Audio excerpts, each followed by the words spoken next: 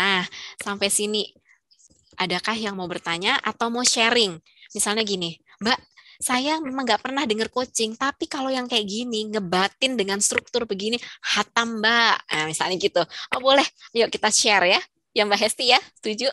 Ya, setuju. Iya, ya, Silakan. karena bisa jadi sebenarnya secara kita nggak sadar, Mhm. wah saya udah hatam. Selama ini inilah yang saya lakukan gitu. Boleh banget teman-teman boleh share kakak-kakak. Silakan. Baik, silakan kakak-kakak, teman-teman di sini yang bersedia untuk share. Mungkin sudah pernah gitu ya, cuman istilah-istilahnya aja nggak pakai I grow mungkin ya, tapi ini Mm-mm, sebenarnya sudah mm-mm. dipraktekin secara nggak Betul, sadar nih ya. betul, betul. Iya, boleh silakan. Atau boleh juga kalau misalnya ada, Mbak nggak jelas di bagian yang mana. Atau rasanya akan ada tantangan kalau menjalankan ini karena ABCD misalnya. Boleh banget kita sharing di sini. Dan nanti ada beberapa yang udah pernah, termasuk Mbak Hesti juga ini professional coach juga. Jadi kita sharing di sini ya dari pengalaman untuk masing-masing tantangan itu tuh kira-kira gimana cara kita sama-sama belajar mengatasinya. Boleh silakan teman-teman. Mbak boleh sharing, Mbak? Boleh Silakan, silakan. silakan. Ya, gini Mbak, Assalamualaikum semuanya di sini. Waalaikumsalam warahmatullahi. Waalaikumsalam warahmatullahi wabarakatuh. Kalau coaching itu kita sering dengar Mbak di Mm, perusahaan, tapi mm, coaching itu sendiri ya mm, coaching atasan ke bawahan. Nah, mm. seperti itu. Dan Ya, self coaching itu kalau di perusahaan kami kan perbankan ya, Mbak. Nah, itu apa namanya? Mungkin nggak akan pernah terjadi gitu. Bagaimana kita apa namanya mau melihat ke diri dan sebagainya. Karena yang ada coaching itu ya tentang achieve, achieve, achieve, target, target, target. Semua itu dihitung dengan angka seperti itu. Jadi oke. ya Mbak mungkin Mbak Mela juga pernah di AXA ya. Mm, mm, Nah, mm. ya perusahaan perbankan dan jasa Ya. keuangan itu kan pasti akan berbicara angka kan seperti Mm, itu mm, coaching mm, itu. mm. Mungkin Mas Faris Fanani kenal saya siapa? Ya, ini misteri banget nih ya. Ini ternyata guest star kita. Misteri. Inisial aja nih soalnya ya. Ya makanya jadi kalau self coaching itu sendiri mungkin bagus juga Mbak, tadi saya juga dengerin terus, cuman memang kita nggak bisa ini ya, nggak bisa akan mungkin itu bentuknya ke bener nggak sih saya di tempat ini, kenapa hampir setiap hari kita seperti jantungan. Ya, udah baulan on cam aja Mbak. Udah ditebak ya, udah ketebak ya. Iya, ini Mbak Wulan ini dari BSI ya. Iya. Oke. Saya Mbak jadi Wulan ini mau nasabah. dijadiin gimmick Saya ya. jadi nasabahnya soalnya. Ya, jadi ini jeritan suara ini ya. Apa namanya? Ketahuan. Di balik berkas-berkas. Iya, Di balik berkas-berkas ini ada jadi, jeritan hati Mbak W yang menangis gitu ya.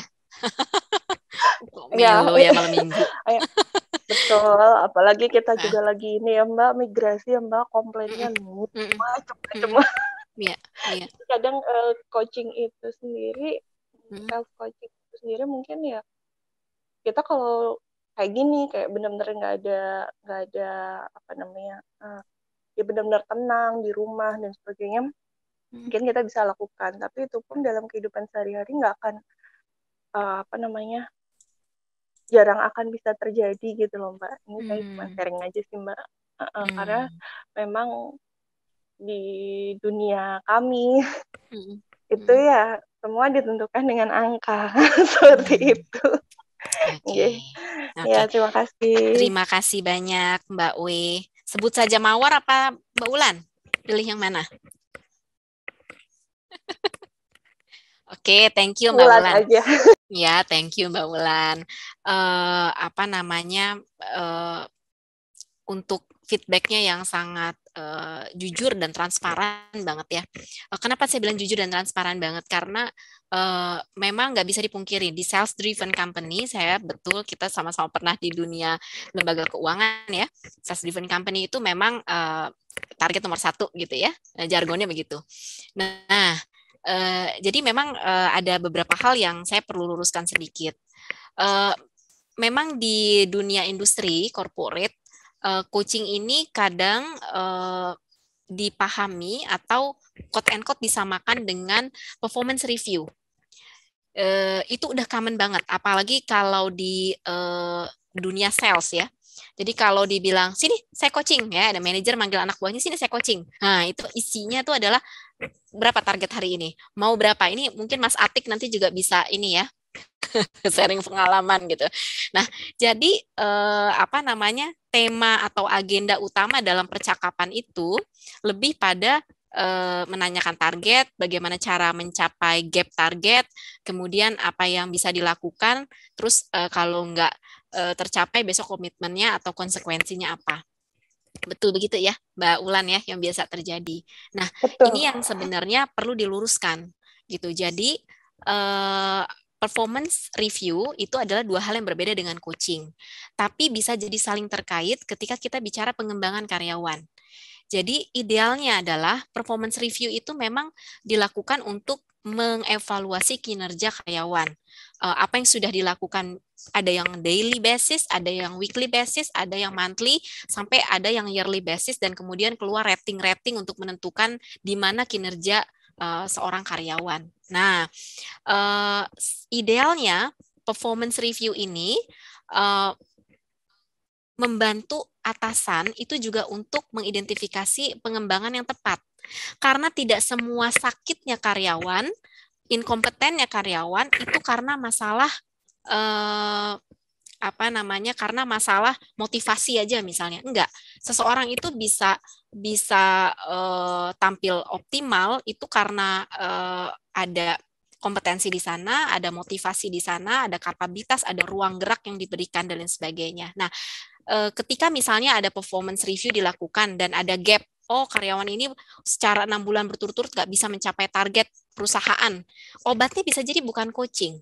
Obatnya bisa jadi adalah training. Orang dia nggak mampu menjelaskan produk, berarti dia harusnya dapat product knowledge. Oh, dia itu anak baru 6 bulan bergabung. Obatnya bukan training dia bagus, tapi confidence levelnya kurang, berarti obatnya mentoring. Karena dia harusnya dapat contoh, dapat role play, sering-sering role play, sering-sering punya aktivitas repetition untuk hal yang diinginkan. Oh, dia itu nggak bisa mengatasi kalau ada penolakan dari nasabah, misalnya kalau di bank ya, atau di institusi financial. Oh, berarti harus role play yang terkait sama handling objection, misalnya.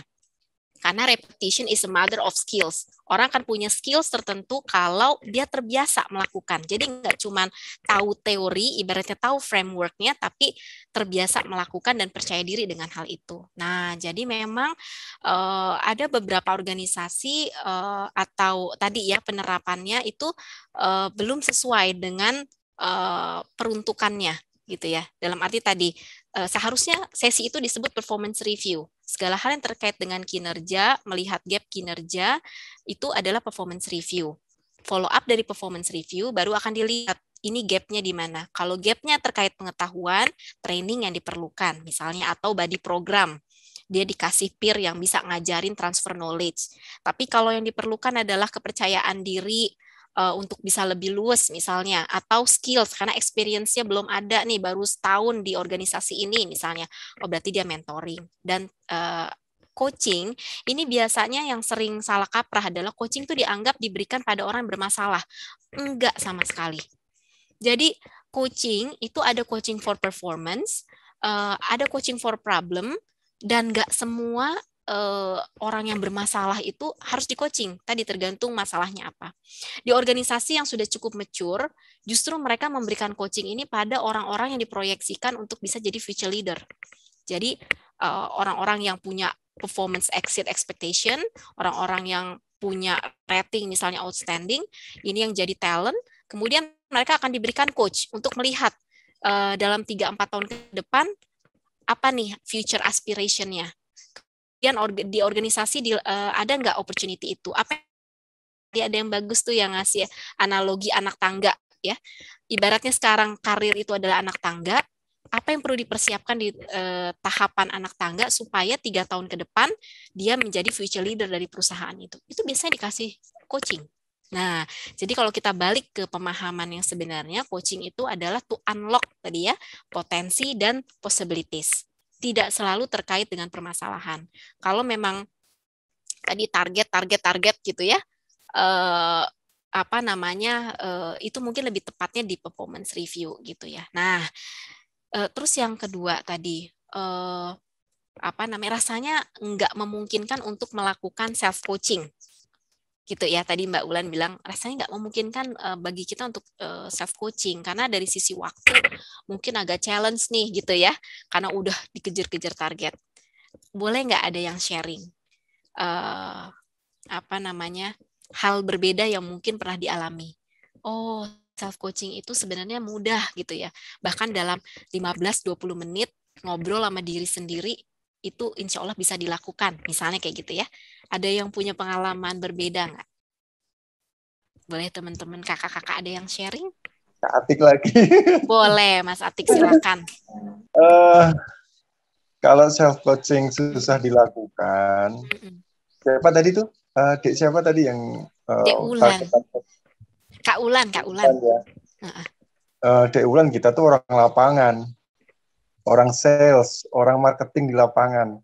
Kalau self coaching itu mungkin porsinya lebih sedikit ya kita lakukan, karena kita terlalu pusing sendiri. Aduh, ngapain ya, mau ngapain? Kalau saya just do it aja, nanti akan kebentur masalah, kita akan punya insight sendiri. Kebentur masalah, kita akan punya insight sendiri. Kan dari berbagai masukan, berbagai mungkin baca buku dari atasan kita, dari pernah training, itu akan teringat. Oh, ada masalah ini, cara mengatasinya begini. Ketemu masalah ini, cara mengatasinya begini. Nanti akan terasa sendiri. Ya, orang lapangan ya just do it aja. Nanti akan kebentuk sendiri berbagai macam alternatif cara penyelesaian masalah. Itu sih kalau dari saya. Thank you. Mas Atik, saya jadi ingetan Malaka bilang terbentur. Weh, itu udah sangat dihayati luar dalam oleh Mas Atik rupanya ya. Saya mau share, Mbak. Saja, gitu ya. Silakan Mas Faris. Silakan. Iya. Ini Mas Atik, Mbak Wulan, mungkin Mbak Mela juga mungkin sama-sama pernah di lapangan semua, jadi biasa bicara angka, biasa bicara target gitu. Saya kira kita semua punya problem atau punya siklus hidup yang nggak jauh beda. Bangun pagi, aktivitas, sampai kemudian nanti istirahat. Nah, kalau pengalaman saya sebetulnya poin yang paling menentukan hari kita itu adalah pada saat kita bangun. Jadi seberapa siap kita di hari tersebut itu sangat ditentukan dengan pagi hari pada saat kita bangun. Begitu pagi kita ini punya problem, sepanjang hari itu kita sudah kehilangan mood, kehilangan semangat. Jadi pagi itu kami punya kebiasaan untuk membangun atau membuat abundant journal atau jurnal keberlimpahan. Penuh dengan kesyukuran, cukup 20 menit saja. Ya Allah, terima kasih ya Allah, Engkau telah menghidupkan kembali, Engkau telah memberikan nafas, Engkau telah memberikan keluarga yang sehat, kecukupan rezeki, dan seterusnya. Itu adalah keberlimpahan. Dan jauh lebih banyak wilayah yang sangat berlimpah di hadapan kita itu daripada kekurangan. Jadi 20 menit yang sangat menentukan adalah pagi hari. Menata tempat tidur itu juga bagian dari, mungkin buat pembiasaan di anak-anak itu sangat menentukan. Begitu pagi itu problem itu setelannya cukup berat untuk diangkat di hari itu. Jadi kami punya formula 3 kali 20 menit, jadi dari 1 jam itu 20 menit pertama kita membuat abundant journal, kemudian 20 menit yang kedua kita belajar apapun, kemudian 20 menit ketika kita olahraga, cukup untuk membuat 23 jam selanjutnya itu efektif. Itu bagi saya powerful. Terima kasih, Mbak Mela. Terima kasih Mas Faris. Jadi Mas Faris, ini sangat insightful banget ya.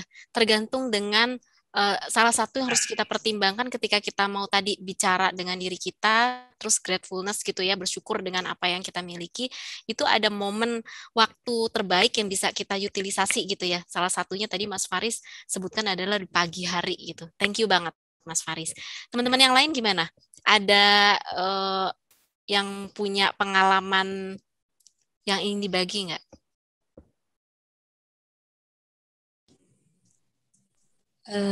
Izin? Boleh, silakan. Ya, perkenalkan sebelumnya Assalamualaikum warahmatullahi wabarakatuh. Ya, Perkenalkan Waalaikumsalam saya warahmatullahi wabarakatuh. Oktami, angkatan 2013. Dari tadi ya, step mungkin sebenarnya secara umum gitu. Self coaching sudah sering ya dilakukan gitu ya, cuman tidak terstruktur. Nah, tadi setelah disampaikan oleh Mbak Mela, jadi tahu gitu strukturnya. Nah, yang sering saya hadapi tuh, kan itu seperti step dan akhirnya berhenti pada tahap reality. Yang kadang saya bingung kan, kita itu maksudnya kalau saya pribadi kadang cenderung apakah ini excuse gitu terkait tentang hambatan internal dan eksternal tuh, apakah excuse saya bahwa itu sebenarnya hambatan atau ya memang atau hanya dalam pikiran sendiri gitu yang masuk hambatan internal. Tapi kadang terlalu banyak dan akhirnya jadi kayak ini milih stuck atau milih jalan. Nah, kemudian ada permasalahan lagi ketika harus mengalami perubahan. In real life kadang kita itu tidak tidak hanya satu yang harus diubah. Situasi yang kita hadapi kadang misalnya kita berubah dari tempat tinggal atau misalnya pekerjaan, tapi di sisi social life-nya juga berubah. Nah, itu bagaimana Mbak? Kalau mengkoordinasikan perubahan yang banyak di berbagai sisi kehidupan kita. Ya, terima kasih. Thank you banget Mbak Oktami. Jadi pertanyaan Mbak Oktami ini mengantarkan saya ke slide saya berikutnya.